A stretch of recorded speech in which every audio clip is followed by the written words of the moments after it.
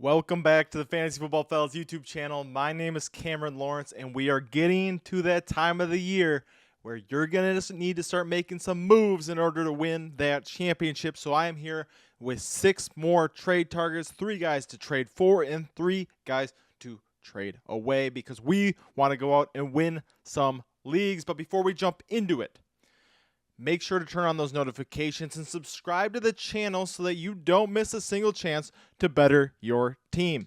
Our first buy low right now is Mr. Ceedee Lamb. Now, I know he's been disappointing, right? That game last night, or sorry, not last night, 3 nights ago now. Wow, I can't even count. Against the San Francisco 49ers was extremely disappointing. Single-digit output, not what we wanted to see. As far as the season as a whole, it has been disappointing for where CD was drafted. He was drafted right around that 1-2 turn. A lot of drafts, he was in the first round. Some, he was in the second round, but he never made it out of the second round. And for Lamb, he is seen his target share go from 28 to 21% so far this season. He's still top 15 in targets and receiving yards, but he was at a 28% target share. Now he's down to 21. He is at least 4th in routes 1 versus man and 3rd in target separation. He is the current wide receiver 16.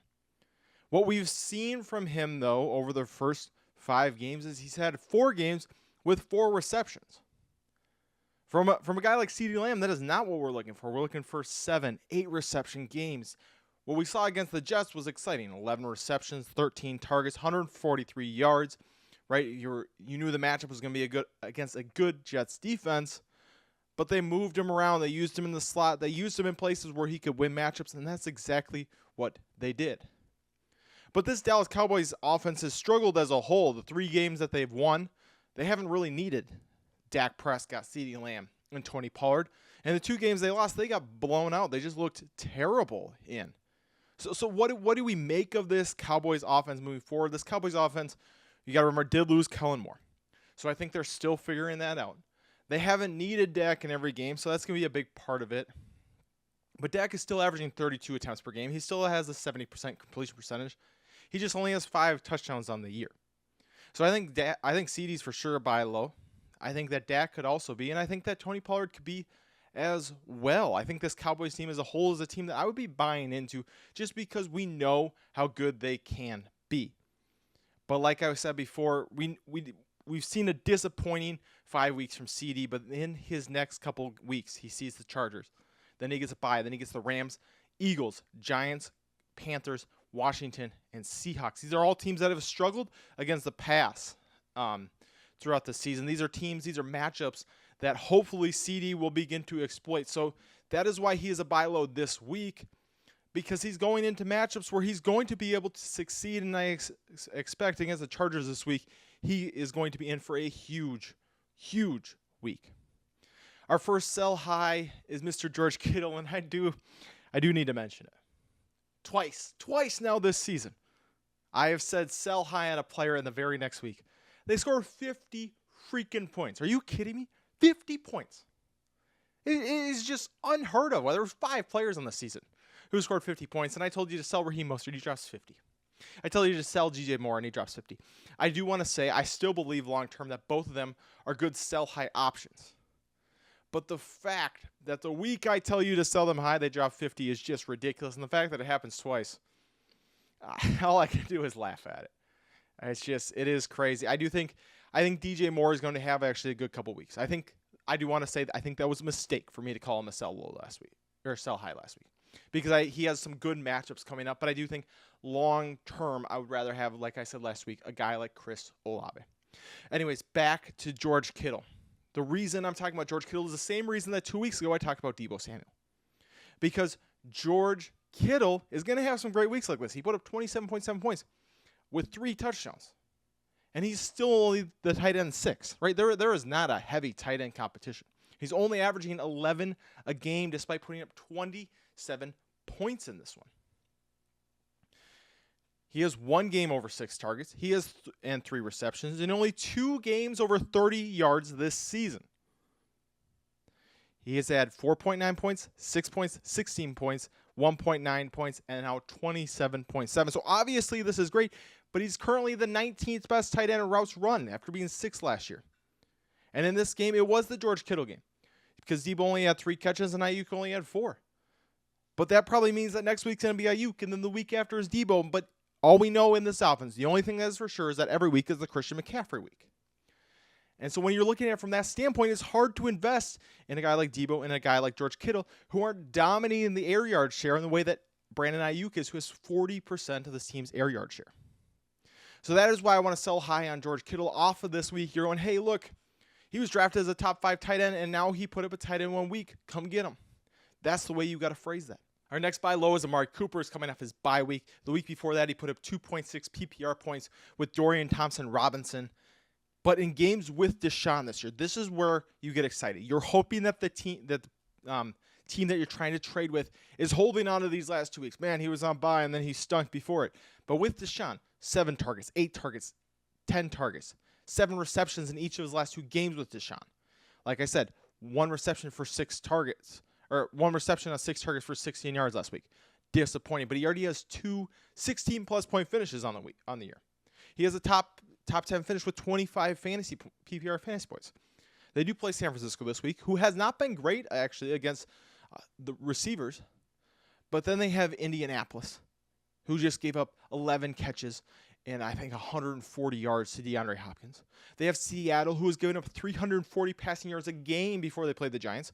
And then they have Arizona, who just gave up 3 touchdowns to Jamar Chase in their next 3 games.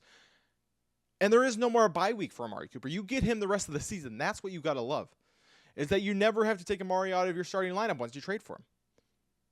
So Amari Cooper is someone that I would go buy in now. You're hoping that, hey, maybe the bye week, for some reason is screwing with them because all they know from Amari over the last 2 weeks is that he's had 2.6 points. That he's been disappointed that he's been sitting on their bench. So go trade right now for Amari Cooper, even with all the Deshaun Watson injury stuff going on. Because even if Deshaun's out this week, right? Oh, man, that's a bummer. Then maybe you sit Amari this week, but you still have Amari rest of the season, and he's been playing good with Watson. Our next sell, I don't know if I want to call him a sell high necessarily. We will for this segment, but it's Dameon Pierce. Pierce has struggled this season from an efficiency standpoint, and we kind of knew that was going to come from last year, right? He was a guy who only really excelled when he had 18-plus carries. This season, 2.9 yards per carry. He has seen 44 carries over his last 2 games, and yet has only had 12 points or less. He has not eclipsed 12 points on 44 carries in 2 games. He's playing on a 51% snap share. Now, he is getting 66% of opportunities for running backs in this offense, but a 51% snap share is not what you want to see. He only has 9 receptions in 5 games. They are not using him in the passing game at all, and that's a big part to being on the field only 50% of the time because he's not in on those third down conversions. His longest run of the season is 15 yards, so he's not going to go break one for you, right? He's not a guy that maybe you can bank on getting one of those long runs, those Miles Sanders from 2020, right, who had 3 huge runs that really saved a couple of weeks. You're not going to get that from Dameon Pierce. He's 36th in routes run. That goes back to what I was saying about the snap share. And yet he's 6th in carries. So you're like, oh, he's getting the volume, but he's not doing anything with it. And this team is just going to continue to air the ball out with C.J. Stroud because that's what they've done. So what this means for Dameon Pierce is he's a guy who's struggling with efficiency, who's seeing limited touchdowns so far, making him a touchdown-dependent upside for Dameon Pierce. Yes, every once in a while he'll have 18 points. Every once in a while he'll have 16 points. But this week against the Saints, you're not banking on a touchdown from Dameon Pierce. And so if you can't score a touchdown, he just doesn't have that upside. Our next buy low is Devonta Smith. And let me tell you, one catch on 5 targets for 6 yards hurts. It hurts. I had a team this week, my dynasty team. I have DJ Moore, Josh Allen, and Darren Waller. So after the early games, I'm feeling so good. My team has almost put up 100 points with 3 players. And I lose in part to Devonta Smith coming out and putting up 1.6 points for me. Just disgusting, especially if he's your wide receiver 2 or even your wide receiver 1 on some teams. His target share is down 5% from last year. I do want to point that out, right? That Dallas Goedert is taking more targets from him. And I think that does need to be stated, but he is currently 7th in the league in deep targets. They're taking more shots. His ADOT has increased from 9.8 last season, I think it was, to now 13.4 this season. So they are throwing the ball deeper to him down the field, increasing the value of his targets. He's 10th in routes run right now. So he is out there a ton. He's out there on almost every play. And he's 10th in fantasy points versus man coverage. So when he's out there and he's running routes, he is getting open and he's catching, he's scoring fantasy points. That's what I'm looking for. The targets should start to come more now that they're playing better teams, right? They're playing Kansas City, Dallas, Buffalo, San Francisco, and even Seattle over these next couple of weeks. I do think he is less safe than Amari and Ceedee Lamb right now, at least until we can see this team really iron out what their offense looks like. I think we're seeing that with the departure of Shane Steichen, that this team is trying to figure out exactly what their identity is. And that's why we're seeing boom weeks from A.J. Brown, boom weeks from Devonta Smith, boom weeks from Dallas Goedert. And then we had against the Vikings where they just ran the ball up the middle, DeAndre Swift 28 times.